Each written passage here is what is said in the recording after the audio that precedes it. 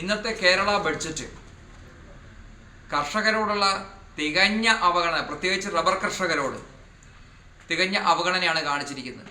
എനിക്ക് പറയാനുള്ള കേരള കോൺഗ്രസ് ജോസ് കെ മാണി വിഭാഗം ആത്മാർത്ഥതയുണ്ടെങ്കിൽ ഇന്ന് തന്നെ മുന്നണി വിട്ട് വെളിയിൽ വരണം എന്നാണ് പറയാനുള്ളത്. കാരണം കഴിഞ്ഞ നാളുകളായി പിണറായിയുടെ മുന്നിൽ മുട്ടിലിഴഞ്ഞതുകൊണ്ട് നിവേദനം കൊടുത്ത് അവശരായി മുട്ടിലെ തൊലി പോയി നിൽക്കുക കേരള കോൺഗ്രസിൻ്റെ.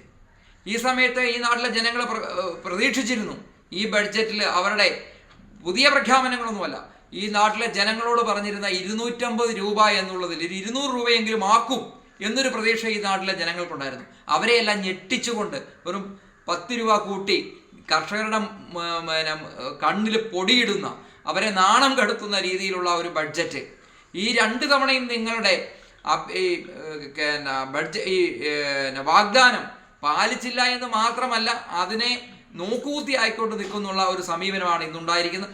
ആത്മാർത്ഥതയുണ്ടെങ്കിൽ ജോസ് കെ മാണിക്കും കേരള കോൺഗ്രസിൻ്റെ നേതാക്കന്മാർക്കും തരിമ്പെങ്കിലും ആത്മാർത്ഥതയുണ്ടെങ്കിൽ ഈ മുന്നണി വിട്ട് വെളിയിൽ വന്ന് ഇവിടുത്തെ കർഷകരോട് ഞങ്ങൾക്ക് തെറ്റുപറ്റിപ്പോയി എന്ന് പറയാനുള്ള ആർജവമാണ് ജോസ് കെ മാണിയും മറ്റു നേതാക്കന്മാരും കാണിക്കേണ്ടതെന്ന് മാത്രമാണ് ഈ അവസരത്തിൽ പറയാനുള്ളത്. ഈ കർഷകരോടും റബ്ബർ കർഷകരെ വഞ്ചിക്കുന്ന ഈ നിലപാടുകൾ എടുത്തിട്ടുള്ള ഈ സർക്കാരിനെതിരെ കനത്ത തിരിച്ചടി ഉണ്ടാവും എന്നുള്ള കാര്യത്തിൽ യാതൊരു സംശയവുമില്ല.